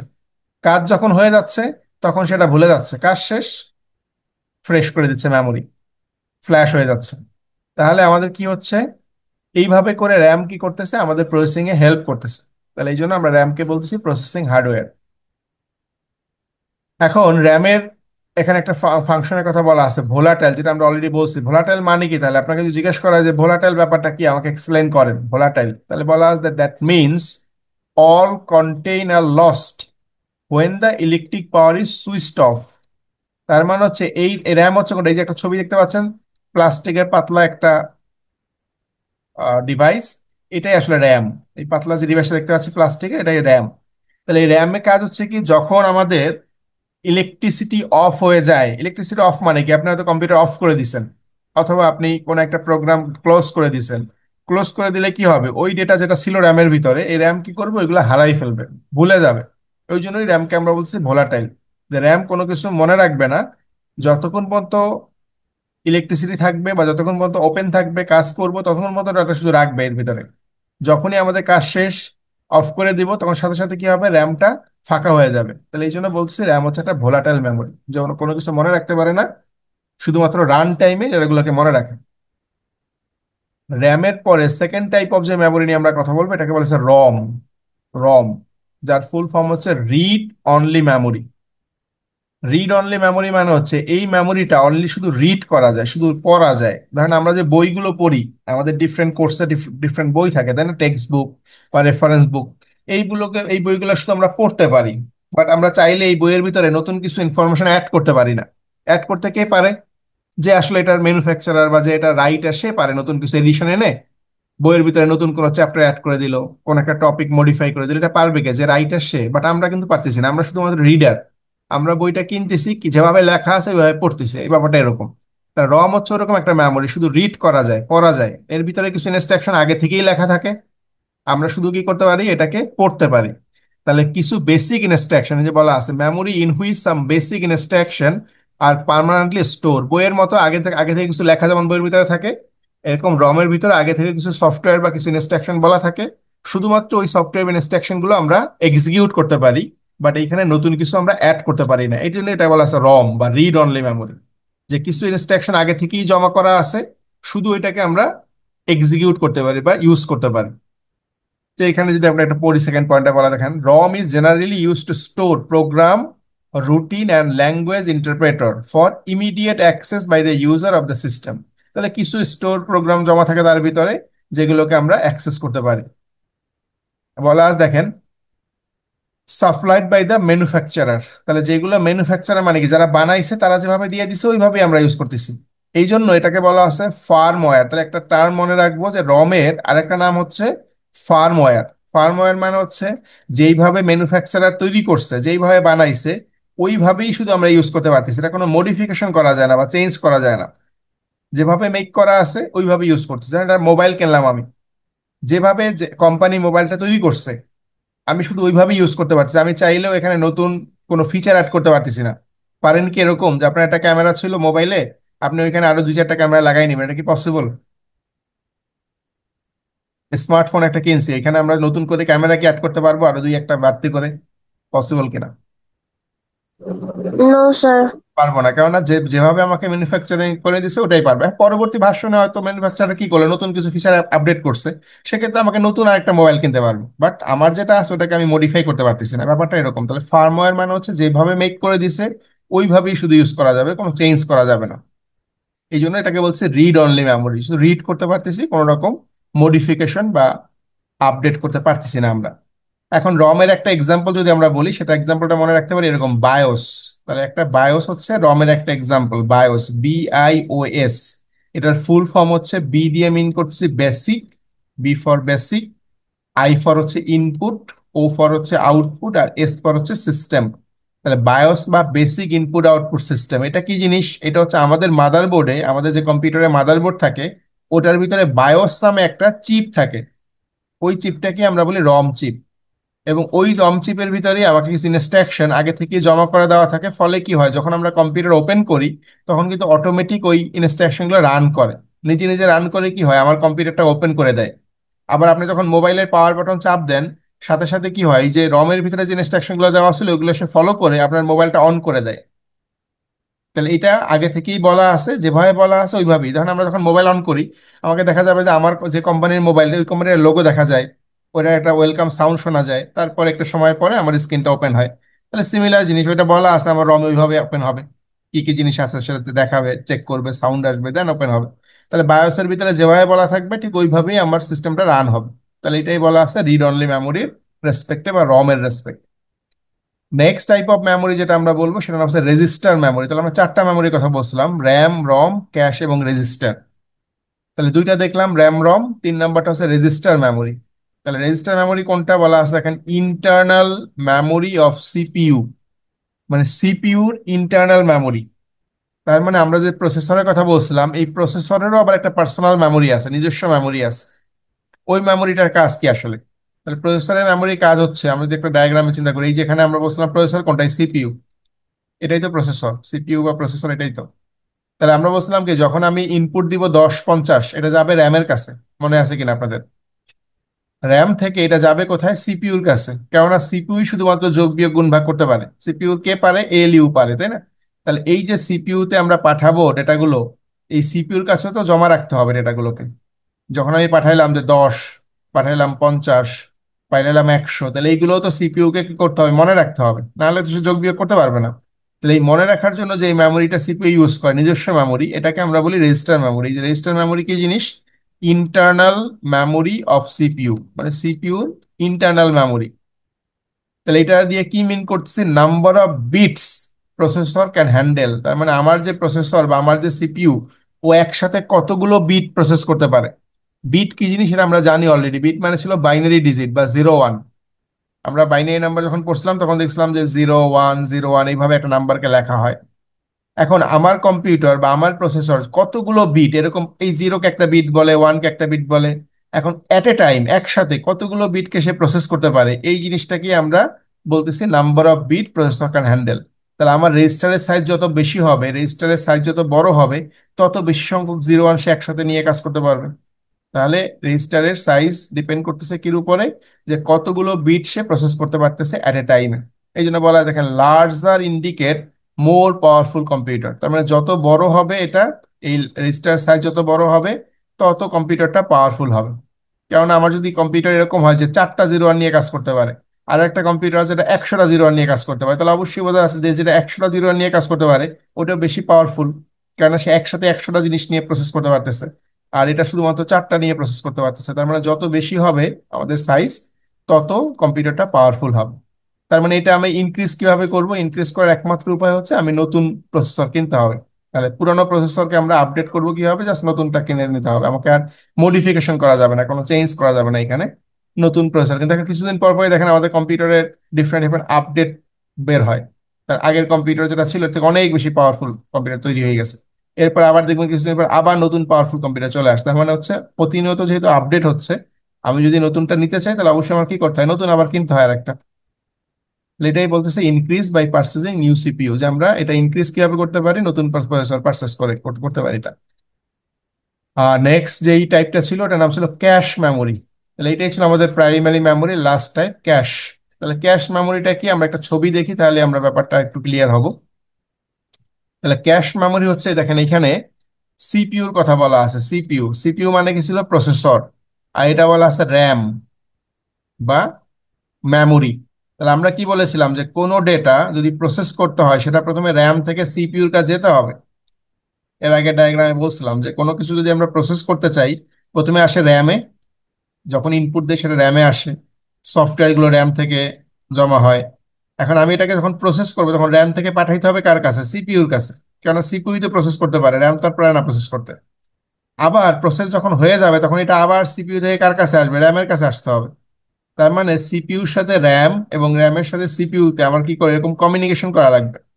এখন আমি যদি এই কমিউনিকেশনটাকে আরো ফাস্ট করতে চাই, আরো ইফেক্টিভ ওয়েতে করতে চাই, আমি কি করতে পারি, এক্সট্রা কিছু মেমোরি ইউজ করতে পারি যার নাম হচ্ছে ক্যাশ মেমোরি। দেখেন মাঝখানে এই সিপিইউ এবং র্যামের মাঝ বরাবর আমি একটা নতুন মেমোরি ইউজ করছি যার নাম হচ্ছে ক্যাশ মেমোরি। তাহলে এটা ইউজ করে লাভ কি হয়েছে এটা যদি বোঝার চেষ্টা করি, যে আমি যখন কোনো ডেটা র্যাম থেকে সিপিইউতে পাঠাচ্ছি, আমাকে এই ডেটাটা যখন আমি পাঠাচ্ছি আমার তো একটা টাইম ওয়েস্ট হচ্ছে, তাই না? টাইম লাগতেছে যাইতে এখান থেকে এখানে, যে সময় লাগতেছে। আমি যদি এই ডেটাটাকে সিপিইউতে সরাসরি না পাঠাই, আমি যদি এটাকে ক্যাশে পাঠাই দিতাম, ক্যাশ, দেন ক্যাশ থেকে এটা সিপিইউতে যেত। তার মানে দেখেন, ক্যাশ মেমোরিটা হচ্ছে কি সিপিইউর ক্লোজার বা কাছাকাছি মেমোরি র্যামের তুলনায়। র্যামটা একটু দূরে থাকে সিপিইউর তুলনায়, মানে সিপিইউ থেকে আমরা ফিজিক্যালি চিন্তা করি র্যাম এবং সিপিইউর যেই ডিস্টেন্স এর থেকে ক্যাশের ডিস্টেন্সটা কম, তাহলে ক্যাশটা আসলে সিপিইউর সাথেই থাকে, কাছাকাছি থাকে। তার মানে কি হচ্ছে, আমি কি করলাম, র্যাম থেকে সরাসরি সিপিইউতে না পাঠাই আমি ক্যাশে পাঠাই দিলাম, ক্যাশ থেকে সিপিইউতে গেল। আবার সিপিইউ থেকে যখন কোনো কিছু আমাকে দিবে তখন আমি ক্যাশে পাঠাই দিল, ক্যাশ থেকে আমার কাছে আসলো। ব্যাপারটা এরকম চিন্তা করেন যে এখানে একটা স্টুডেন্ট বসে আছে, স্টুডেন্ট নাম্বার 1, এখানে একটা স্টুডেন্ট বসে আছে, স্টুডেন্ট নাম্বার 2। এখন এই দুইজনের ভিতরে যদি কোনো কিছু সে এক্সচেঞ্জ করতে চায়, যে তার খাতা তাকে দিবে, এখন সে তাকে কি করতে হবে, এখান থেকে উঠে এসে, বা তাকে এখানে খাতাটা দিতে হবে, আবার তাকে এখান থেকে এসে এখানে দিতে হবে। ব্যাপারটা এরকম। মাঝখানে যদি আমি চিন্তা করি যে মাঝখানে আরেকজন স্টুডেন্ট বসা আছে, স্টুডেন্ট নাম্বার 3, আমি কি করলাম, এখানে হাত বাড়াই খাতাটা তাকে দিয়ে দিলাম, সে আবার হাত বাড়াই খাতাটা এখানে দিয়ে দিল, আবার যখন ও কিছু দিবে তখন ওর কাছে দিয়ে দিল, ওইখান থেকে ওর কাছে দিয়ে দিচ্ছে। ব্যাপারটা কি আরো ফাস্টার হয় না? ব্যাপারটা চিন্তা করে দেখেন তো, যে আমি যদি ইন্ডিভিজুয়ালি এই র্যাম থেকে সিপিইউতে যেতাম, তার থেকে কি এটা ইজি হয়েছে কিনা যদি আমি মাঝখানে কাউকে ইউজ করি এই কাজটা করার জন্য? বোঝা গেছে কি? তো আমি যদি মাঝখানে একটা মেমোরি ইউজ করি ফলে কি হবে, আমি ফাস্ট অ্যাক্সেস করতে পারবো।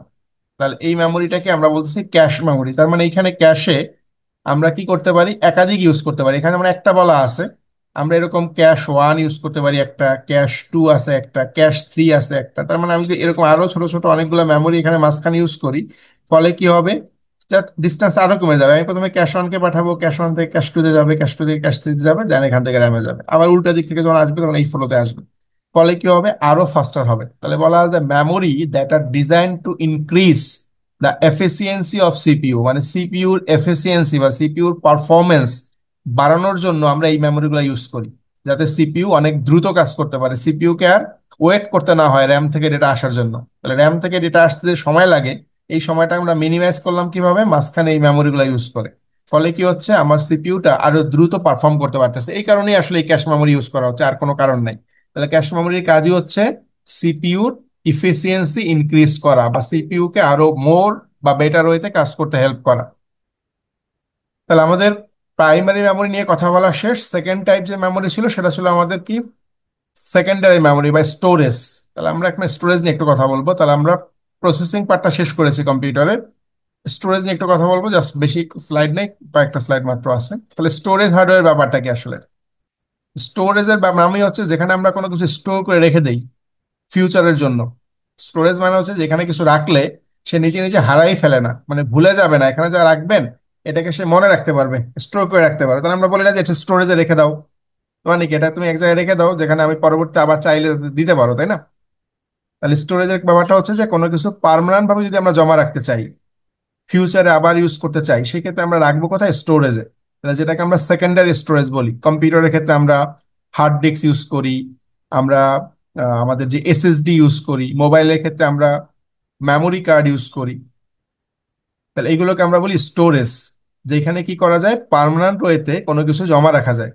এই জন্য বলা আছে, দেখেন, storage hardware store data and information in relatively permanent or non volatile form. Non volatile মানে সে ভুলে যায় না নিজে নিজে। That is the data is not lost, একটু খেয়াল করে, data is not lost when the power is turn off. তার মানে যখন আমাদের পাওয়ার টার্ন অফ হয়, পাওয়ারটা অফ হয়ে যায়, বা কম্পিউটার যখন আমরা অফ করে দেই, তখন কিন্তু আমার ডেটাগুলো লস হবে না, থাকবে। And easy to retrieve when needed for processing, এবং যখন আমাদের দরকার তখনই আমরা এটাকে আবার কি করতে পারবো, রিট্রাইভ করতে পারবো, এবং পুনরুদ্ধার করে নিয়ে আসতে পারবো। মানে কম্পিউটারে হার্ড ডিস্কে রাখা আছে, ওইখান থেকে বের করে নিয়ে আসতে পারবো। তাহলে এটাই হচ্ছে স্টোরেজের বেনিফিট, যে আমরা কোনো কিছু যখন স্টোর করে রেখে দিব, ফিউচারে এটা আমরা আবার যদি চাই রিইউজ করতে পারবো, আবার ইউজ করে কাজ করা যাবে। স্টোরেজ দুই রকম হতে পারে। কম্পিউটারে যে স্টোরেজ গুলো ইউজ করি বেসিক্যালি দুইটা ক্যাটাগরিতে ভাগ করতে পারি, একটাকে বলি সিকুয়েন্সিয়াল স্টোরেজ, সিকুয়েন্সিয়াল, আর একটাকে বলি direct access storage, sequential storage as well as direct access storage. তাহলে সিকুয়েন্সিয়াল এই কথাটার মানে হচ্ছে সিরিয়াল মেনটেন করে। সিরিয়াল সিরিয়াল মেনটেন করো কিরকম, ধরেন আমাদের স্টুডেন্ট আছে 20 জন কোন একটা কোর্সে, ধরেন আপনাদের ক্লাসে 20 জন স্টুডেন্ট আছে। তাহলে আমি যখন আইডি নাম্বার কল করব তখন আমাকে একটা সিরিয়াল মেনটেন করতে হয়, যে আইডি নাম্বার 1 2 3 4 5 এভাবে করে একদম 20 পর্যন্ত আমাকে ডাকতে হয়। যদিও স্টুডেন্ট হয়তো 10 জন প্রেজেন্ট আছেন, বাট আমি কিন্তু সিরিয়াল ব্রেক করে ডাকি না, আমি কি করি 1 2 3 4 সিরিয়ালি ডেকে যাই। তার মানে এটা হচ্ছে সিকুয়েন্সিয়াল স্টোরেজ, যে আমি যে আমার যে অ্যাটেন্ডেন্স শিটটা আছে এটা সিকুয়েন্সিয়ালি ডাটাগুলো স্টোর করা আছে, একটার পর একটা সিরিয়ালি আছে। ফলে কি হচ্ছে, আমাকে অলওয়েজ ওই সিরিয়াল মেনটেন করেই রাখতে হচ্ছে।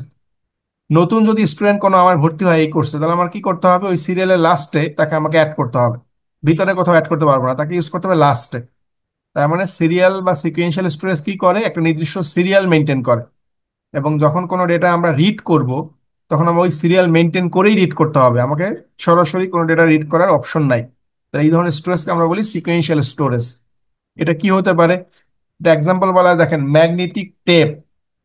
ম্যাগনেটিক টেপ ম্যাগনেটিক টেপের সব থেকে ভালো মানে বোঝার মানে এক্সাম্পল হচ্ছে, আপনারা অডিও ক্যাসেট শুনছেন, অডিও ক্যাসেটে গান শুনছেন কেউ, বলেন তো? জি স্যার। একটা সময় আমাদের অডিও ক্যাসেট ছিল, যখন আমাদের সিডি প্লেয়ার বা কম্পিউটার ছিল না বা মোবাইল ছিল না, তখন অডিও ক্যাসেটে গান শুনতে হতো। একটা ক্যাসেট প্লেয়ার ছিল যেখানে আমরা একটা ফিতা বা টেপ অ্যাড করতাম ভিতরে, দেন আমরা গান শুনতে পারতাম। তাহলে ওই যে টেপটা ছিল, যেখানে একটা ফিতা ছিল, একটা পাতলা একটা ফিতার মতো ছিল, ওই ফিতার ভিতরেই আসলে আমাদের গান বা যদি ভিডিও হইতো তাহলে ভিডিও জমা থাকতো। তো ওই ফিতাটাকেই বলি ম্যাগনেটিক টেপ।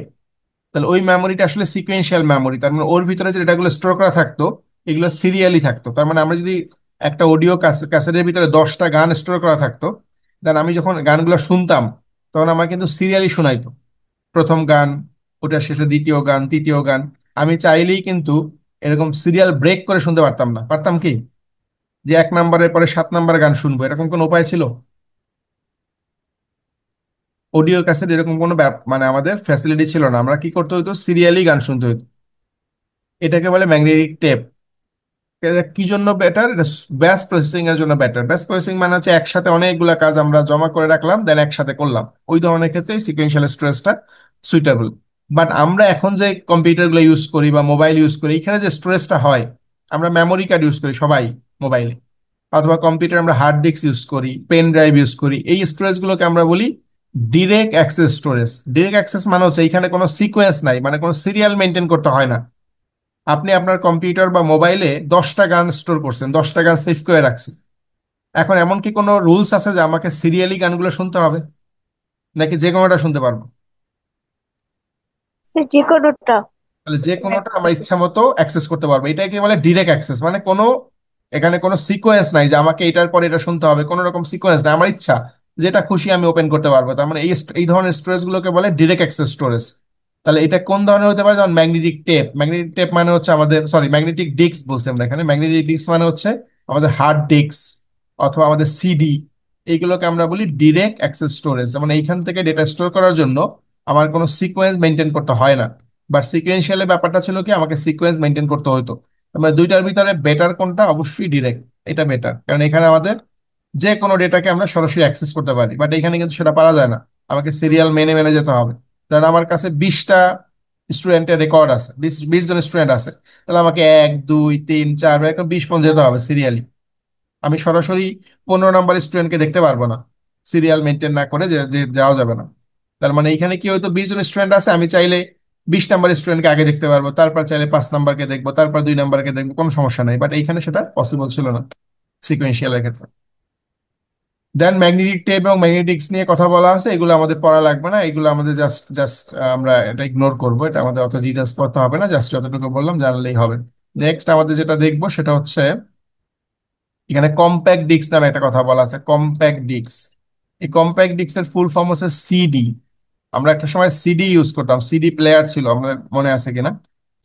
সিডিকে আমরা বলতাম কি, কম্প্যাক্ট ডিস্ক। এবং সিডির ভিতরেও কিন্তু আসলে আমরা ডিফারেন্ট টাইপ অফ ফাইল, সেটা টেক্সট ফাইল হতে পারে, পিকচার, অডিও, ভিডিও, এগুলো স্টোর করতে পারতাম। এবং এগুলা কিন্তু আমরা আবার ইউজ করতে পারতাম পরবর্তীতে। তার মানে সিডি যেটা, এটাও কিন্তু একটা ডিরেক্ট অ্যাক্সেস স্টোরেজ। সিডির ভিতরে আমরা অনেকগুলা গান আছে, আপনি চাইলে যে কোনো একটা গানকে আগে শুনতে পারেন, তারপর শুনতে পারেন, ইচ্ছা মতো শোনা যেত। তাহলে সিডি এক ধরনের স্টোরেজ আমাদের। এরপরে জাস্ট আমাদের যেটা বলা আছে, দুইটা স্লাইড বাকি আছে, একটু যদি খেয়াল করি যে এখানে বলা আছে বিটস এবং বাইট। স্টোরেজের যেই কনসেপ্ট, এটা তৈরি হচ্ছে বিটস বাইট দিয়ে। তাহলে আমাদের কম্পিউটার যখন কোনো ডেটা স্টোর করে, সে আসলে স্টোর করে বিট ফর্মে। বিট মানে কি, 0 1 ফর্মে। তাহলে আমাদের কম্পিউটারে যত ডেটা জমা রাখি আমরা, সবগুলোই আসলে এই 0 1 ফর্মেই স্টোর হয়। এখন এই 0 বা 1 এগুলোকে বলি বিট। এরকম 8টা বিট যদি আমরা একসাথে বলি, যেমন 0 1 0, এরকম 8টা কথা বললাম, যে আমি একসাথে এখানে লিখতেছি ফ্রেশ করে। ধরেন আমি এখানে লিখলাম এরকম যে 0, 1টা 2টা 3টা 4টা 5টা 6টা 7টা 8টা, এই 8টা 0 1 আমি একসাথে লিখছি। এই 8টা 0 1 একসাথে লিখলে এটাকে বলে বাইট। 8টা 0 1 এর কম্বিনেশনকে আমরা বলি বাইট। তাহলে আমি যদি এখানে এই দেখেন একটা অক্ষর লিখছি এ, এই এ লিখতে এরকম 8টা 0 1 লাগে। বাট এর জন্য এটা না, ডিফারেন্ট প্যাটার্ন আছে যে এর জন্য কোন 8টা লাগবে। আবার বি লিখতে চান, এই বি এর জন্য আবার 8টা প্যাটার্ন লাগবে। তার মানে এক একটা অক্ষর যেটা আমরা কম্পিউটারে স্টোর করি, এই প্রত্যেকটা জিনিস লেখার জন্য আমাকে কি লাগে, 8টা করে 0 1 লাগে। তাহলে অবশ্যই এ এর জন্য যে 8টা লাগবে, বি এর জন্য একটু চেঞ্জ, সি এর জন্য আরেকটু চেঞ্জ, আদারওয়াইজ তো আমরা ম্যাচ করতে পারবো, মনে মনে রাখতে পারবো না। তাহলে এই প্রত্যেকটা অক্ষর লিখতে গেলে আমাকে 8টা করে 0 1 লাগে। এই 8টা 0 1 কে আমরা বলি বাইট। তাহলে এখানে আমাদের যে সিগন্যাল গুলো থাকে, আমরা বলেছিলাম গত ক্লাসে যে দুই রকম সিগন্যাল আছে, একটা হচ্ছে অ্যানালগ আর একটা হচ্ছে ডিজিটাল। অ্যানালগ কোনটা, যেটা কন্টিনিউয়াসলি চেঞ্জ হয়, যেমন এই যে টেম্পারেচার সিগন্যাল, সাউন্ড সিগন্যাল, যেটা প্রতিনিয়ত চেঞ্জ হয়, প্রতিনিয়ত এটা চেঞ্জ হয়, এটাকে বলি অ্যানালগ সিগন্যাল। আর ডিজিটাল সিগন্যাল কোনগুলো, যেগুলো শুধুমাত্র দুইটা ফর্ম থাকে, হয়তো 0 থাকবে অথবা 1 থাকবে, 0 থাকবে 1 থাকবে, মানে হচ্ছে হয় লো থাকবে মানে সিগন্যাল নাই, অথবা হাই থাকবে মানে সিগন্যাল আছে। তার মানে 0 1 দিয়ে রিপ্রেজেন্ট করি, যেটাকে 0 বা অন।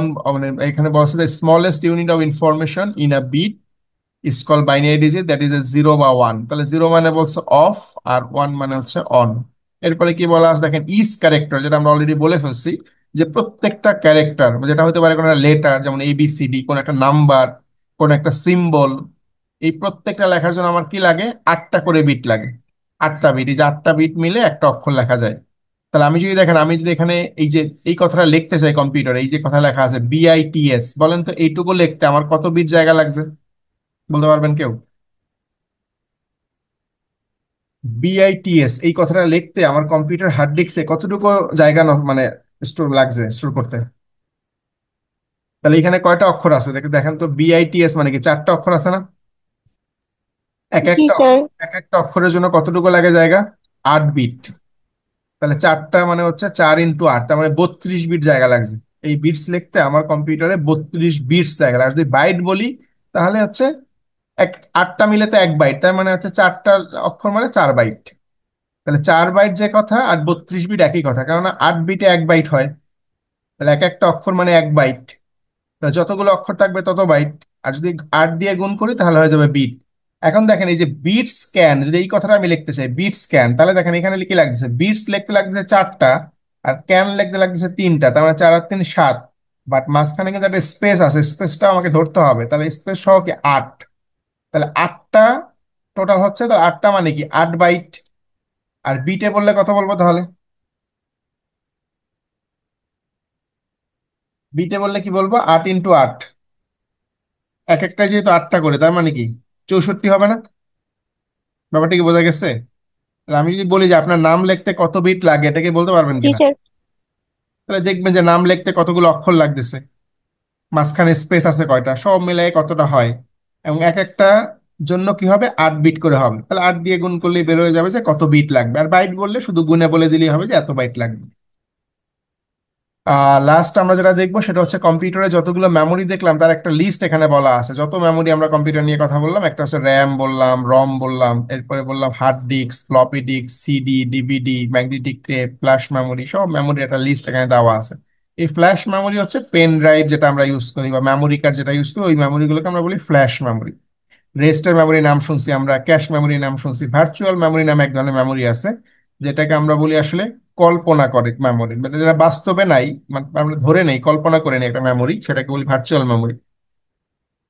তাহলে এটা কখন ইউজ হয়? ধরেন আমাদের র্যাম আছে এরকম, এটা আমাদের র্যাম, র্যামের একটা সাইজ আছে অবশ্যই, যে র্যামের সাইজ হচ্ছে ধরেন আমার 8 জিবি।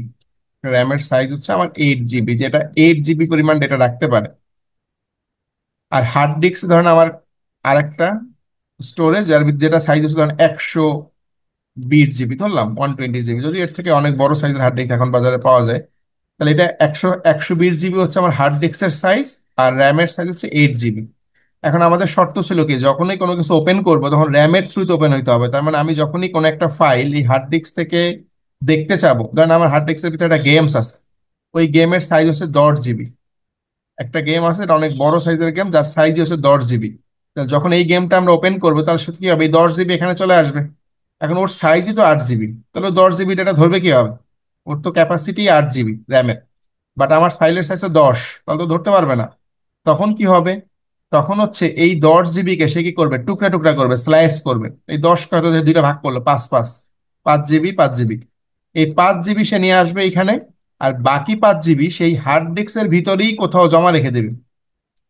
বোঝা যাচ্ছে কি, হার্ড ডিস্কের ভিতরেই পার্টিকুলার একটা লোকেশনে সে কি করবে, এই বাকি 5 জিবি জমা রাখবে। তাহলে এই প্রথম 5 জিবি সে নিয়ে নিয়ে আসলো র্যামে, এবং র্যাম থেকে ওই 5 জিবি যখন আমাকে দেখানো হয়ে যাবে, তখন আবার পরবর্তী 5 জিবি এখানে আবার নিয়ে আসবে। তার মানে সে পার্ট বাই পার্ট নিয়ে আসবে। আমরা বলছিলাম কি, র্যাম যতটুকু কাজ করবে, যখন কাজ শেষ হয় তখন ভুলে যায়, তাহলে বাকি অংশ যখন ভুলে যাবে, সে যে অংশটা দেখানো হয়ে গেছে ওটা সে রিমুভ করে দিয়ে নতুন কিছু আবার নিয়ে আসবে। তাহলে এই যে লোকেশনটা, যেখানে আমরা কি করতেছি, টেম্পোরারি এই ডেটাটা একটা স্টোর করতেছি একটা অংশ, তাহলে ওই জায়গাটাকে আমরা বলি ভার্চুয়াল মেমোরি। তাহলে ভার্চুয়াল মেমোরি হচ্ছে হার্ড ডিস্কেরই একটা পোর্শন, যেখানে আমরা আসলে কি করতেছি, টেম্পোরারি কোন একটা ডেটা জমা রাখছি। যখন আমাদের র্যামে ডেটাটা রাখতে পারছি না, ওই ক্ষেত্রেই শুধু ইউজ করতেছি। র্যাম যদি সাইজ ছোট হয়, তখনই শুধু ভার্চুয়াল মেমোরিটা কাজে লাগতেছে। বাট র্যাম যদি আমার সাফিসিয়েন্ট হয়ে যায়, দেন আমার ফাইলের সাইজ হচ্ছে 5 জিবি, বাট 5 জিবি তো আমি রাখতে পারতেছি, সমস্যা হচ্ছে না। বাট ফাইলের সাইজ যখন বড় বা র্যামের ক্যাপাসিটি নাই অতটুকু, তখন আমরা এই এই জায়গাটা ইউজ করি। ওই ওই কনসেপ্টের নামই হচ্ছে ভার্চুয়াল মেমোরি। জাস্ট ভার্চুয়াল মেমোরিটা কি জিনিস আমরা জাস্ট বলার চেষ্টা করলাম। এখন একটা পিরামিড দেখবো, এটাই মেবি আমাদের প্রায় শেষের দিকে চলে আসছি। পিরামিডে দেখেন বলা আছে যে আমরা যে মেমোরি গুলো বললাম, এই মেমোরি গুলোকে যদি আমরা একটা এরকম পিরামিডে সাজাইতে চাই, তাহলে কে আসবে আগে কে পরে সেটা আমরা একটা লিস্ট আকারে দেখতেছি। এখানে একদম উপরে দেখেন, পিরামিডের উপরে বলা আছে রেজিস্টার, একদম উপরে রেজিস্টার মেমোরি। এরপরে বলা আছে cache one, cache two, main memory, secondary memory, optical memory and magnetic tape. তাহলে এইভাবে সাজাইছি, উদ্দেশ্যটা কি? উদ্দেশ্য হচ্ছে একদম উপরে যে থাকে, সবার উপরে যে থাকে টপ, কি আছে, রেজিস্টার। এই রেজিস্টার মেমোরিটা হচ্ছে সব থেকে বেশি স্পিডি। মানে এই পিরামিডের উপরে যে থাকবে, সে হচ্ছে সবথেকে বেশি স্পিড বেশি। তাহলে সব থেকে বেশি স্পিড কার? রেজিস্টারের। ওর থেকে একটু কম স্পিড কার? ক্যাশের। ক্যাশের থেকে আরেকটু কম কার? মেইনের থেকে আরেকটু কম হচ্ছে সেকেন্ডারি, তার থেকে আরেকটু কম হচ্ছে অপটিক্যাল, এবং সব থেকে স্লো মেমোরি কোনটা? Magnetic tape. তাহলে এই পিরামিড দিয়ে আমরা বুঝলাম যে উপরের দিকে গেলে কি হয়, স্পিড বাড়ে, আর নিচের দিকে আসলে স্পিড কমে। আরেকটা জিনিস বুঝবো আমরা, সেটা হচ্ছে উপরের দিকে যত যাবে, স্পিড বাড়ার সাথে সাথে তার দামও বাড়বে। যে এখানে দেখেন দুইটা অ্যারো দেওয়া আছে, একটা হচ্ছে উপরের দিকে বলছে ইনক্রিজ স্পিড, আর একটা বলছে ইনক্রিজ কস্ট। দেখতে পাচ্ছেন কিনা? তাহলে উপরে যেমন স্পিড বাড়বে, দামও বাড়বে। তাহলে বলেন তো সব থেকে দামি মেমোরি কোনটা? রেজিস্টার। সব থেকে কস্টলি মেমোরি হচ্ছে রেজিস্টার মেমোরি, যেহেতু ও সবার উপরে আছে। তাহলে সব থেকে চিপ মেমোরি বা দাম সস্তা কোনটা? ম্যাগনেটিক টেপ, যেহেতু ও সবার লাস্টে আছে। তাহলে দুইটা জিনিস দেখলাম, উপরে উঠলে স্পিড বাড়তেছে এই এই এই মেমোরি চার্টের, আর উপরে উঠলে আমার কি হচ্ছে, দামও বাড়তেছে। আরেকটা দেখেন ইন্ডিকেটর এই নিচের দিকে দেওয়া আছে, এখানে এই যে নিচের দিকে বলা আছে আরো, এখানে বলা আছে ইনক্রিজ সাইজ অ্যান্ড ক্যাপাসিটি। তার মানে নিচে যত নামবো, উপর থেকে নিচে যত নামবো, তত কি হবে, সাইজ বড় হবে। তার মানে এই রেজিস্টার মেমোরি যেটা সব থেকে ছোট সাইজ, তাহলে দেখেন দুইটা জিনিস একটু আমাদের এখানে মাথায় রাখতে হবে। রেজিস্টারের সাইজ সব থেকে ছোট, বাট ওর দাম সব থেকে বেশি, কারণ ওর স্পিড সব থেকে বেশি। আর ম্যাগনেটিক টেপ যে আছে একদম নিচে, ও কিন্তু সবার থেকে সাইজে বড়, বাট ওর দাম কম। কারণটা কি? ও সবার থেকে সাইজে বড়, বাট ওর দাম কম, কারণ কি? ওর স্পিড কম। স্পিড কম, তাই না? তাহলে অনেক স্লো, অনেক স্লো, সেই কারণে ওর দামটাও কম। তার মানে আমাকে শুধুমাত্র, এখানে আমরা দেখতেছি আসলে ফ্যাক্টর হচ্ছে তিনটা, একটা হচ্ছে স্পিড, একটা হচ্ছে কস্ট, আর একটা হচ্ছে সাইজ। তাহলে সাইজ আসলে ফ্যাক্টর না, আমাদের যখন স্পিড ফ্যাক্টর হবে, যে আমি কত দ্রুত কাজ করতে চাই, তখন আমাকে ইউজ করতে হবে উপরের মেমোরি গুলো। আর যখন আমার তো কোনো স্পিডের সমস্যা নাই, যে আমি আস্তে আস্তে কাজ করলেও সমস্যা নাই, তখন আমরা ইউজ করি আসলে নিচের মেমোরি গুলো। তাহলে এটা ডিপেন্ড করবে যে আমার আসলে কোন টাইপের মেমোরি কোথায় লাগবে। ওকে, তাহলে আমাদের টপিক এটাই ছিল।